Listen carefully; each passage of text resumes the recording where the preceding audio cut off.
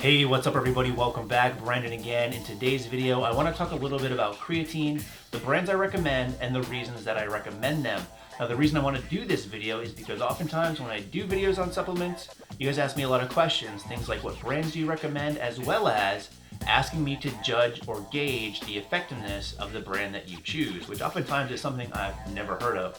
So I want to kind of give you a video to answer these questions to save myself having to keep retyping these answers. Now, I know the reasoning behind this on my part is a little bit selfish, a little bit dick in fact, but I don't want to answer your questions.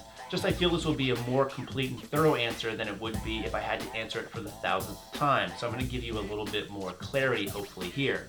So when it comes to creatine, hopefully by now we all know that it's a very beneficial supplement when it comes to strength production. If you don't believe this or you don't know the reasons why, check out one of the many videos, and I do mean many videos, that I've put up about this subject. I have, I think, somewhere between 5 to 10, so a ton of them.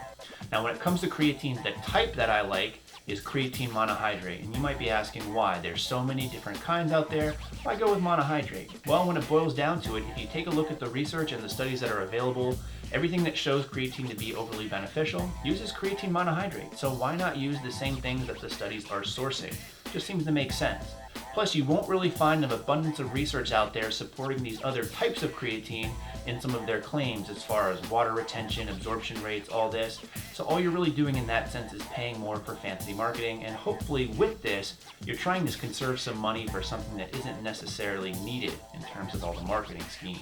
So rule number one, I look for creatine monohydrate. The second big factor I look for is that it's sourced from something like Creapure. So if you're not familiar with what Creapure is, take a look online, you can find plenty of stuff.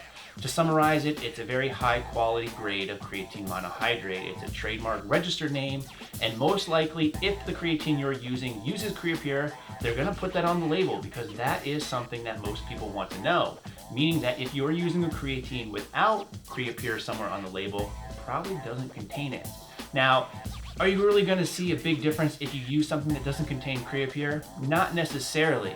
But the reason that I stress using it is only because the price difference isn't anything at all, meaning you're not paying anything extra in most cases for Creapure, but you are getting peace of mind knowing you're getting a very high quality product. I know a lot of people complain that creatine gives them things like stomach aches, or they think that it makes them hold more water weight.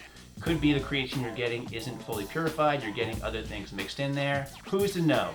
So I like to get, again, a creatine monohydrate that's sourced from Creapure. And that's pretty much about it. Those are the two main things that I look for. I'm not too picky, but you should be able to find something that outlines those two things pretty clearly on the label.